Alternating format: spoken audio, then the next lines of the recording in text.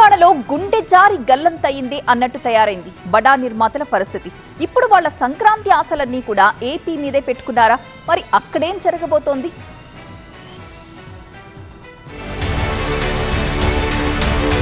హైదరాబాద్ లో సంధ్యా థియేటర్ ఘటన, ఆ తర్వాత జరిగిన పరిణామాలు, లేటెస్ట్ గా తెలంగాణ సీఎం రేవంత్ రెడ్డితో టాలీవుడ్ పెద్దల భేటీ తరువాత బెనిఫిట్ షోలు, టికెట్ల రేట్ల పెంపు ఉండదనే విషయంలో క్లియర్ కట్ క్లారిటీ వచ్చేసింది. అసెంబ్లీలో చెప్పిన దానికే తాను కట్టుబడి ఉన్నానని సినీ పెద్దలతో జరిగిన భేటీలో ముఖ్యమంత్రి రేవంత్ స్పష్టం చేశారు.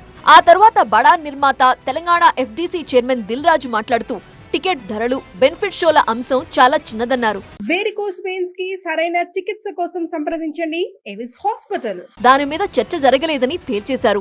ఇండస్ట్రీ అభివృద్ధి అన్నది తమ ముందున్న అతిపెద్ద లక్ష్యమన్నారు దిల్ రాజు.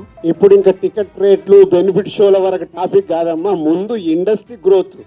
అది చిన్న పార్ట్. అది బెనిఫిట్ షోలు, టికెట్ రేట్లు అనేది చిన్న పార్ట్, దానికి ఇంపార్టెన్స్ కాదు. గవర్నమెంట్ పెద్దది. నేషనల్ వైడ్గా, ఇంటర్నేషనల్ వైడ్గా తెలుగు సినిమాని ఎలా తీసుకెళ్దామనే బిగ్ విజన్. అదే ఎజెండా. ఈ సంక్రాంతి రేసులో 3 బడా సినిమాలు పోటీ పడుతున్నాయి. బాలయ్య హీరోగా బాబీ డైరెక్షన్ లో డాకు మహారాజ్ వస్తోంది. రామ్ చరణ్ హీరోగా శంకర్ డైరెక్షన్ లో గేమ్ చేంజర్ రానుంది. వెంకటేష్ హీరోగా అనిల్ రావిపూడి డైరెక్షన్ లో సంక్రాంతికి వస్తున్న మూవీ విడుదల కానుంది. తెలంగాణలో టికెట్ రేట్ల పెంపు లేదు, బెనిఫిట్ షోలకు నో ఛాన్స్ అని తేట తెల్లంగా తెలిసిపోయింది. మరి ఈ బడా సినిమాల పరిస్థితి ఏంటి? దానిపైనే నిర్మాతలు మల్లగుల్లాలు పడుతున్నారు. దీంతో టాలీవుడ్ ప్రొడ్యూసర్స్ ఏపీ మీదే భారీగా ఆశలు పెట్టుకున్నట్టుగా కనిపిస్తోంది. బెనిఫిట్ షోలు, టికెట్ రేట్ల పెంపు విషయంలో అక్కడి సర్కార్ సానుకూలంగా ఉంటుందని వాళ్లు భావిస్తున్నారు.